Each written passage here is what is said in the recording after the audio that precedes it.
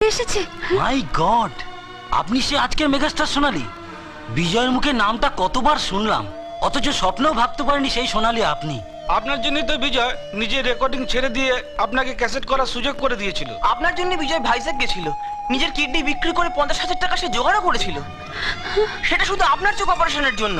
ভাইজ্যাক থেকে বিজয় কিন্তু আপনার কাছেই ফিরে আসছিল। পুলিশ ওকে ক্রিমিনাল ভেবে জেলে ভরে দেয়। কি? হ্যাঁ, 5 বছর জেল খেটে বিজয় আজ আপনাকেই খোঁজ করতে এখানে এসেছে। বিজয় আমাকে খুঁজতে এসেছে।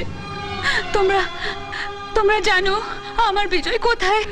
জানি না কোথায় আছো তুমি, কত দূরে